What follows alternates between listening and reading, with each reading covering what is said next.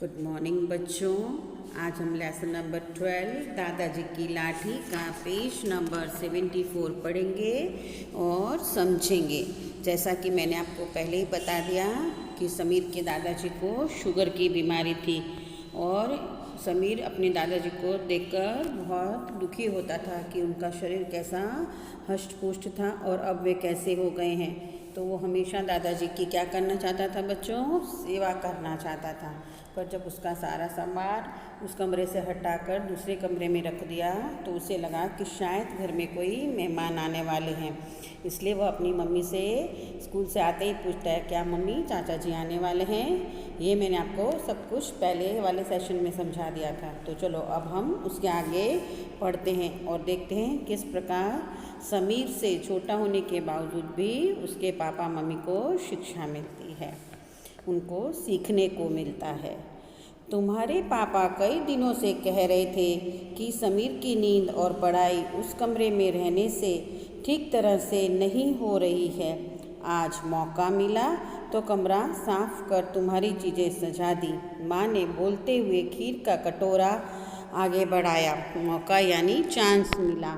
नहीं तो रोज़ कुछ ना कुछ काम होता है मम्मी को तो नहीं कर पाती हैं। तो मम्मी कहती है कि आज मुझे मौका मिला तो मैंने तेरी सारी चीज़ें उस कमरे से हटा दी।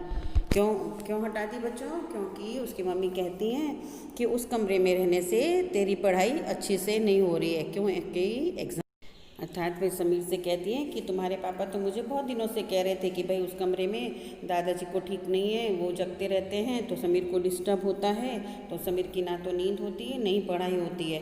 तो आज मुझे मौका मिला तो मैंने तुम्हारा कमरा साफ़ करके तुम्हारी सारी चीज़ें वहाँ रख दी। ऐसे कहते हुए माँ उसको क्या देती है बच्चों?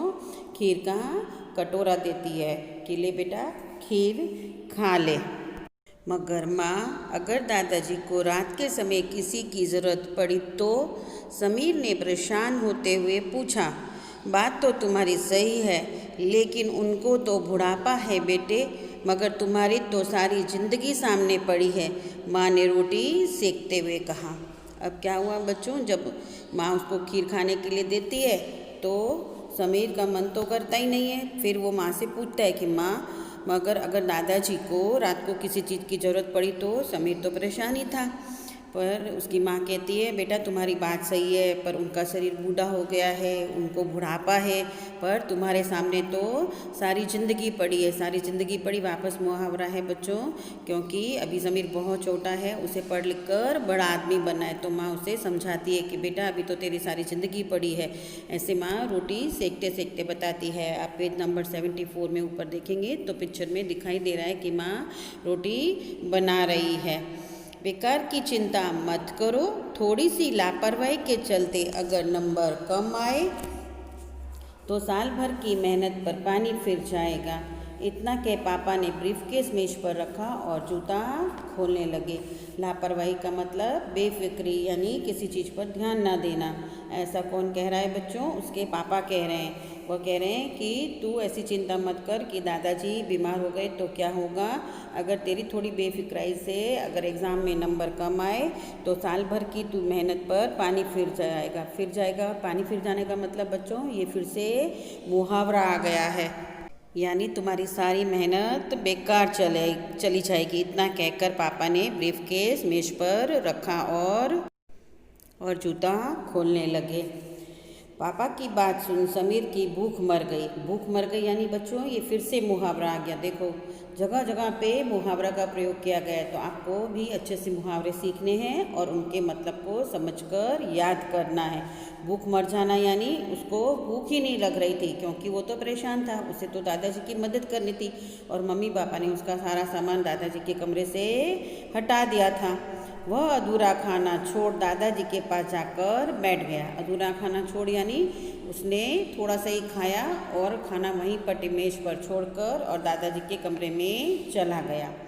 रात के खाने के समय मम्मी ने पापा से कहा, लगता है आपके बेटे को छोटा कमरा पसंद नहीं आया। कमरे में गुमसुम सा बैठा है। गुमसुम यानी चुपचाप बैठा है। अर्थात रात को जब खाना खाते वक्त मम्मी पापा से कहती हैं कि मुझे तो ऐसा लग रहा है कि वो दादाजी वाला कमरा बड़ा है और समीर का सामान तो हमने छोटे कमरे में रख दिया है, शायद उसको ये छोटा कमरा पसंद नहीं आया, इसीलिए वह एकदम चुपचाप और दुखी बैठा है। मैं देखता हूँ, कहते हुए पापा दादाजी के कमरे की ओर गए जहाँ समीर उनके पैरों में तेल मल रहा था। दादाजी कहरा रहे थे, उन्हें दर्द ज़्यादा था। समीर का चेहरा उदास था। कहराना यानी मैंने आपको पहले भी समझाया था, जो दर्द की धीरे धीरे आवाज़ आती है, जैसे आपको बुखार आ रहा और आप कर रहे हो मम्मी मम्मी कर रहे हो तो उसे कहराना कहते हैं। तो जब मम्मी कहती है ना कि भाई उसको तो शायद छोटा कमरा नहीं पसंद है इसलिए वह दुखी लगता है, तो पापा कहते हैं चलो मैं देखता हूँ कि क्या बात है। और ऐसे कहते हुए वे दादाजी के कमरे में जाते हैं तो वहाँ क्या देखते हैं कि समीर उनके पैरों में तेल मल रहा है, तेल लगा रहा है और दादाजी दर्द के मारे उनकी आवाज़ निकल रही है, कहरा रहे हैं, उन्हें दर्द ज़्यादा था। समीर का चेहरा उदास था क्योंकि उसके दादाजी को ठीक नहीं था और समीर को अपने दादाजी से बच्चों बहुत प्यार था, तो वह उदास यानी दुखी था। लाओ मैं लगाता हूँ, तुम जाकर खाना खा लो, पापा ने समीर के कंधे पर हाथ रखते हुए कहा। मुझे भूख नहीं है, सिर झुकाए समीर बोला। तुम्हारी तबीयत तो ठीक है ना? पापा ने चिंता भरे स्वर में पूछा। कुछ पल समीर चुप रहा, फिर पापा के चेहरे को देखा और सिर झुकाए तेल मलता रहा। पहले तो जब पापा देखते हैं कि समीर तेल लगा रहा है तो वह उससे कहते हैं कि समीर तुम जाकर खाना खा लो, लाओ मैं तेल मल देता हूँ। पर समीर कहता है कि मुझे भूख नहीं है और वो सिर झुकाकर ही पापा से बात करता है, उसे पापा के सामने देखना भी अच्छा नहीं लगता। तो पापा कहते हैं कि क्या तुम्हारी तबीयत तो ठीक है ना, तुम्हें तो कुछ हुआ नहीं है ना? ऐसे पापा को चिंता होने लगती है तो वो समीर को पूछते तेरी तबीयत कैसी है। कुछ पल यानी कुछ टाइम के लिए, कुछ समय के लिए समीर चुप रहता है और फिर पापा के चेहरे को देखने लगता है और जवाब नहीं देता है और चुपचाप सिर झुकाए क्या करता है, तेल मलता रहता है। तो चलो बच्चों अब हम आते हैं पेज नंबर 75 पर। क्या बात है, पापा परेशान हो उठे। पापा मैं सोच रहा था कि जब आप बूढ़े होंगे तब मुझे क्या करना होगा। पापा समीर के कहने पर चुप हो गए, उनकी आंखें भर आई। अब जब वह तेल मलता रहा उसने पापा को जवाब नहीं दिया तो पापा उसको कहते हैं कि क्या बात है। पापा भी परेशान हो जाते हैं, जैसे समीर परेशान था उसके दादाजी के लिए वैसे अब पापा परेशान हो गए अपने बेटे के लिए। पापा मैं सोच रहा था कि जब आप बूढ़े हो जाएंगे तब मुझे क्या करना होगा। जब पापा उसको पूछते हैं ना कि भाई बेटा तुझे क्या हुआ तो वह जवाब देता है कि मैं भी सोच रहा हूँ कि जब आप बूढ़े होंगे तब मुझे क्या करना होगा। पापा समीर के कहने पर चुप से हो गए, उन्हें क्योंकि बात समझ आ गई थी कि समीर क्या कहना चाहता है। उनकी आंखें भर आई, ये फिर से मुहावरा है। आंखें भर आना यानी बच्चों आँखों में आंसू आ जाना। उन्हें पिता का ध्यान था मगर ऐसा नहीं जैसे उनके पोते को था। उन्होंने कमरे से निकल नौकर को आवाज़ दी। मन ही मन अपने आप को धिक्कारा कि बुजुर्गों को केवल दवा और खाना ही नहीं अपनों के प्यार और साथ की भी ज़रूरत होती है। अर्थात बुजुर्ग यानी बूढ़े, हमारे जैसे आपके घर में दादा दादी होते हैं ना, बड़े लोग होते हैं, नाना नानी होते हैं, उनको बुजुर्ग कहा जाता है। अब उसके पापा को ध्यान आ गया था कि मुझे जितना ध्यान है पापा का उससे कहीं गुना ज़्यादा किसको ध्यान था, उनके पोते को। उनका पोता कौन है?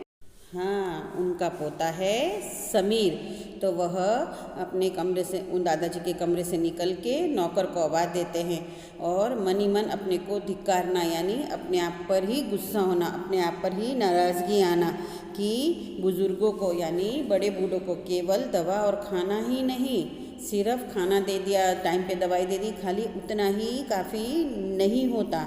उन्हें अपनों की यानी अपने घर में उनके जो पोता पोती बेटा बहू जो भी होते हैं सबके साथ की ज़रूरत होती है, सबका प्यार चाहिए होता है, सबका टाइम चाहिए होता है। वो सोचते हैं कि हमारे पास भी कोई बैठे, हमें भी पूछे, अर्थात उन्हें सिर्फ दवा और खाने की ही ज़रूरत नहीं होती, उन्हें अपनों के प्यार की भी ज़रूरत होती है। ऐसे उसके पापा को समझ आता है और वह अपने आप पर बहुत ज़्यादा दुखी हो जाते हैं और अपने आप पर ही गुस्सा हो जाते हैं। दादाजी के पलंग के पास समीर का पलंग बिछा दिया गया, मेज सज गई, सब कुछ पहले की तरह हो गया। मगर जाने क्यों पापा समीर से कई दिनों तक आंख मिलाने की हिम्मत ना जुटा पाए।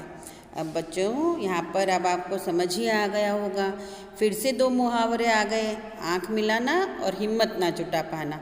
अर्थात आँख मिलाना मतलब अगर आपसे कभी कोई गलत काम हो जाए, टीचर आपको डांटती है या मम्मी डांटती है, तो आप सिर झुकाए खड़े रहते हैं, आँख नहीं मिला पाते और उसकी हिम्मत ही नहीं आती है क्योंकि हमारी गलती होती है। तो दादाजी के पलंग के पास ही समीर का वापस पलंग लगा देते हैं, पलंग बिछा देते हैं और मेज यानी टेबल वापस वहीं रख देते हैं, सज गई यानी वापस वहीं रख देते हैं। उसकी बुक्स वगैरह सब कुछ उस टेबल पर रख देते हैं, सब कुछ जैसे पहले था वैसे ही हो जाता है। पर मगर जाने क्यों, यानी फिर भी पापा के मन में, पापा देखो बड़े हैं, समीर छोटा है, फिर भी पापा उससे आँख से आँख मिलाकर बात करने की हिम्मत नहीं जुटा पाते, हिम्मत नहीं इकट्ठी कर पाते कि वो समीर से आँख मिला पाए। क्यों? क्योंकि उनकी गलती थी। उनको ऐसा था कि समीर की पढ़ाई डिस्टर्ब हो रही है, पर वो यह भूल गए थे कि उनके पापा यानी समीर के दादाजी बीमार थे और उनका भी ध्यान रखने वाला कोई होना चाहिए क्योंकि वह काफ़ी बीमार थे। तो बच्चों, इस पाठ से हमें यह संदेश मिलता है, बुज़ुर्गों की इज्जत, सेवा और प्यार की ज़रूरत होती है। यानी घर में जितने भी बड़े बूढ़े लोग होते हैं उन्हें हमें हमेशा इज्जत यानी रिस्पेक्ट करना चाहिए, उनकी सेवा करनी चाहिए और साथ साथ उन्हें प्यार भी करना चाहिए। अर्थात अब वो बूढ़े हो गए तो ये थोड़ी कि वो किसी के कुछ काम नहीं कर सकते तो हम उनकी सेवा ना करें। उन्होंने, हम जब छोटे थे तब उन्होंने सेवा की, अब हमारी बारी है तो अब हम वो उनकी सेवा करेंगे।